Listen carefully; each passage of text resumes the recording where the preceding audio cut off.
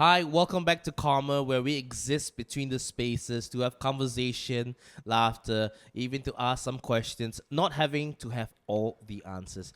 Today we have a very special guest hailing all the way from Pune, India. He's Ninad, and as he begins to speak, you will realize he is not just all talk, but he's a man with a heart, loving the people, wanting to see the best out of them, mentoring them for them to be a better version of themselves. Welcome, Ninat. Thank you. Thank you for having me, Joey. Thank you for flying all the way to be here and to have a conversation with us today. Man, I am so in love with Penang. So thank you for hosting me. It's been my first time here, Wow. and just to see how you guys have designed this place, how the city is, it's amazing. Okay, before we go into that, what is your favorite food so far that you've tried in Penang? Wow. You really want to put me to a pause right at the first question, because since the time I've gotten here, you guys have taken such good care of us. I can't remember all the meals, but I remember the taste of it. Okay. Especially some of the, like yesterday, you guys took me to a Chinese place that is about 100 years. Right? Okay. It exists for about, the recipe exists for about 100 Right. years, and I love that. I can't name the dish, but it was something to do with pork and some veggies. I love it. Okay. And I believe that next couple of days that you're here with us, you're going to try even better food and better Come on, man. experience. Yeah, of And course. so, excuse me, let's dive into today's episode and let's talk about the beauty of showing up. I Okay. think it's something that you are so passionate about. Yeah. And I think when we talk about that, it is something that a lot of people are diving into that and wanting to understand the art of showing up. Yeah. Whether it's old or young, I think in some sense we sometimes struggle to show up not just for the people around us, but also for ourselves. Yeah. And the first question that I have for you is that, so what does it mean for you to actually show up? So I think the first time this thought stumbled on me was just a little over in my mid of teenage days, where I got to reflect on my grandmother's lifestyle. Right. She was a teacher, and I want to straight off start off by saying that if you want to learn the beauty or the art of showing up, just check out your grandparents. She was one woman who never failed to show up. Right. Like I said, she was a teacher, she was a principal of her school, and every day I saw her doing the same rhythm. I didn't get it at that time. I used to think, man, she should just bunk school. Like I had the desire to bunk school. But she was at it. She was so diligent. She practiced her way, the rhythm that she had built for her marriage, for us, taking care of us, taking care of her kids. And I think that's where I saw, I can put it now in maybe so much in clarity, but that's where the first reference I had about somebody showing up and just doing something so consistently. It doesn't always have to be done well, but I think the more you are consistent, the beauty of it just catches up. So that was my first reference that I remember. Right. And so and you spoke about the rhythm of consistency, and it's something that dawned upon me today is that rhythm is something that, well, I don't talk about anybody else but myself. Yeah. I think rhythm is something that I struggle to catch on. Yeah. There's certain days where I do it well. Yeah. Flowing that rhythm is good, but there are also certain days where I feel everything is just out of whack. The gears are not in line. Yeah. The rhythm is off, and so what would your advice be for somebody who is struggling with capturing or rather flowing in that rhythm? Yeah. I think in every rhythm, there's the mundane nature to it. In every rhythm, it also brings certain joy. Right. And sometimes that joy is experienced as you're doing it. Sometimes you experience the joy after you've done it. But I think you just need to be a bit more mindful and attentive to where is that joy. It's either in the journey, sometimes at the start of the journey of that rhythm, or sometimes even it's at the end of that rhythm. And so I'm a kid who grew up in church, right? Most of my weekends were spent doing kids church. I was right from the beginning. I was there serving in the kids church, doing things, and so that's where I started my journey of showing up every week. So for us, Saturday and Sunday was like dedicated to the works of the church, you know, and not every day it was good. Some days we were like, man, do we got to do this? But then we were like, if I did end up doing it, I was like, I'm missing out on something. I'm missing out being with my friends who do the same things over the weekend. And I think when I put myself to it, I realized that it's not always about the result. I think far too many young people that I get to work with, that I get to just do life with, far too many young people are just so fixated on achieving their goal. Far too many young people are just so fixated on hustling through it. They want a checklist. They've got a checklist. They just want to knock it out one after the other. And so when they are putting themselves into that rhythm one too many times, I wonder if they really get time to enjoy the journey, because sometimes you can be just so fixated on getting to your goal that you forget the beauty of the journey. Right. And so the beauty of the journey is one that I think not many would come to a place of enjoying. I Yeah. think because we are so conditioned to think about the hustle. Yeah. If you go to YouTube right now, a lot of the videos that talks about, you need to pursue your dreams. It's all about the hustle. It's Yeah. all about the hard Yeah. work. Some influencers even wake up at 3 a.m., dunk their face in water, running at Have, 4. have you tried it? I have not. Dunking my face in cold water is, I don't know. I've heard there's some good things about it, but I never wanted to. It's so early. I'm a person who I enjoy. I'm a bit weird. I like hot showers in the morning and cold showers at night. I don't like cold showers at all. So for me, it doesn't make sense to me. Yeah. Right. Yeah. Like I'm asking, for instance, let's take a particular influencer who wakes up at 3 a.m., dunks his face in cold water, Yeah. doing yoga at 4, running Yeah. at 5.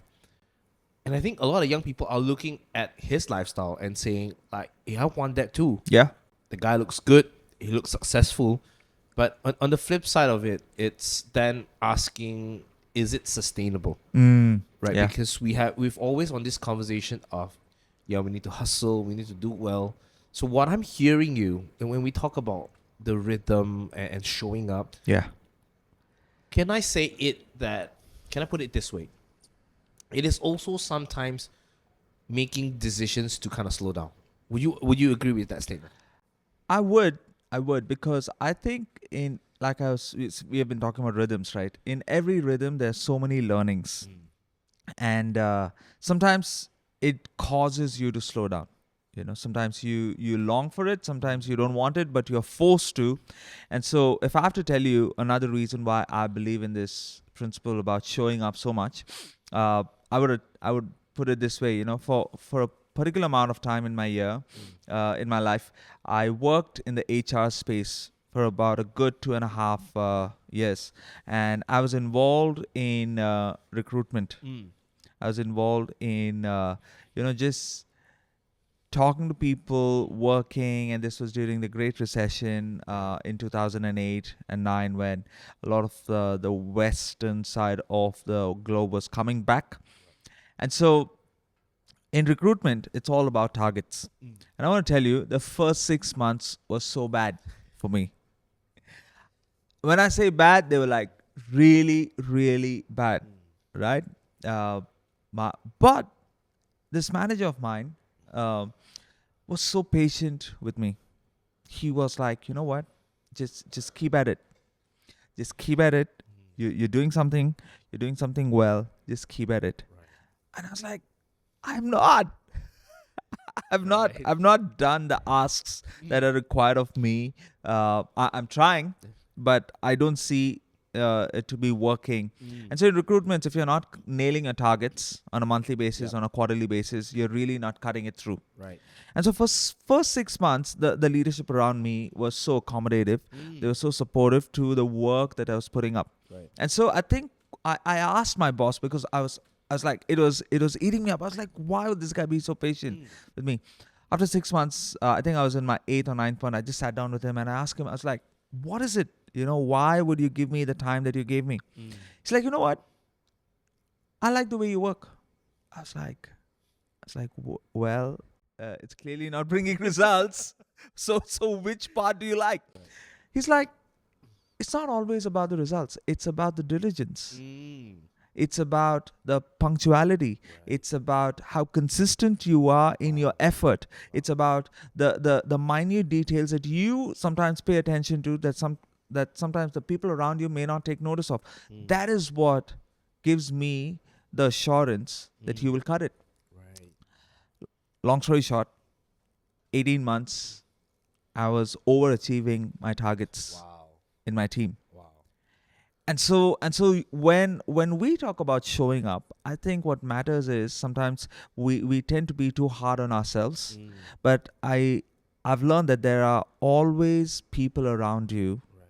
who are there to encourage the effort that you are taking. Right. There are always people around you who are willing to not undermine your weakness, but help you come alongside that journey, that path that you are on, and say, hey man, you got it. Right. Hey man, you got it. So I think what helps is I had to slow down, to come back to the question that you asked. I had to slow down. But in that slowing down was not just for the heck of it. It was so that I could just take time to understand that there is somebody who sees what I'm not seeing when I'm just going through that journey. Right. Yeah. So that is a beautiful story of how somebody came alongside with you Yeah. and saw your potential. Yeah.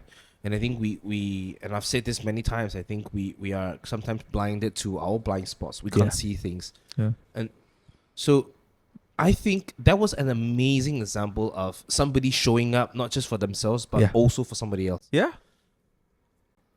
And that's the beauty of it, right? Where we are living life, pursuing our goals and our dreams, but it's not just a 1% thing. So for you, how does one play the role of showing up for somebody else? Well, sometimes you just need to make time. Not sometimes, always you need to learn to make time. And time is a commodity that is priceless. Right. You can't really put a tag on it.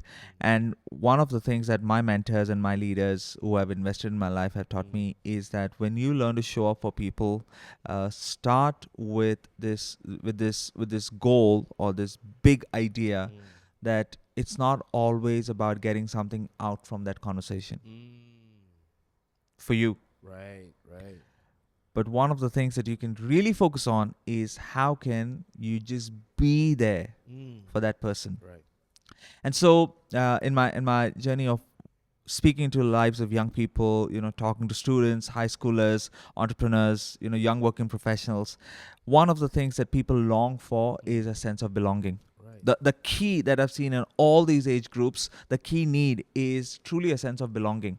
And so I keep that as a non-negotiable, that if I'm able to establish a sense of belonging through my conversation, through my presence, and through the words that I use, I think I'm showing up well. Right. It's not always about saying the right thing. Okay. It's not always about giving the right advice. Sometimes it's just creating that space through your presence, through your time, and maybe through your words, to just be there for somebody. Like I remember this one conversation.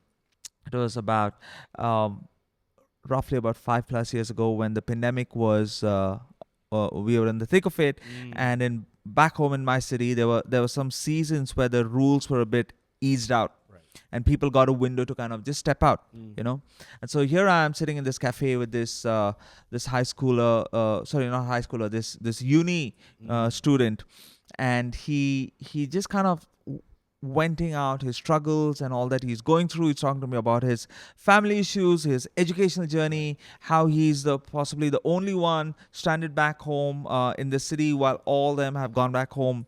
All the other students have gone back home. And so while I'm just sitting through this, I realized we've spent 6 hours.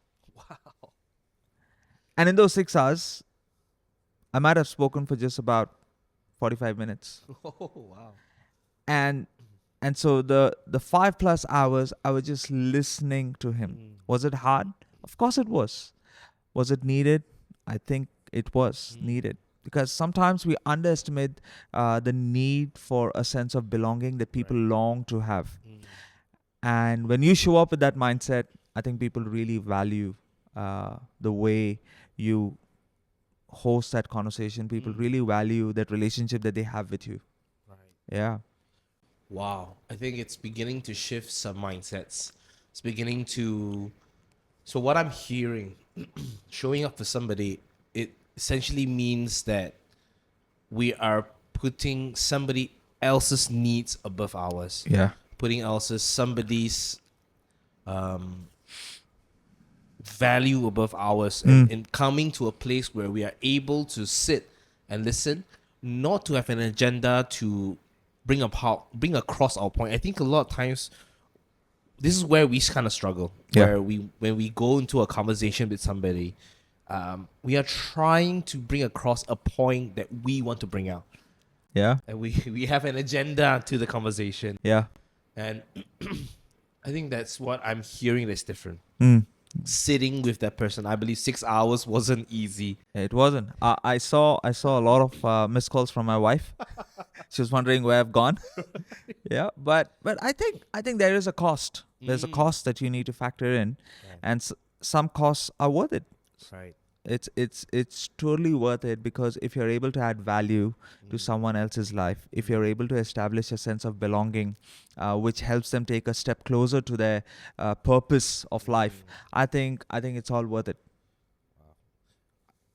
I have another question, and this was asked of me, and we've been talking about others, how we show up for others, and how we show up for how we journey on our journey to achieving our dreams. Yeah.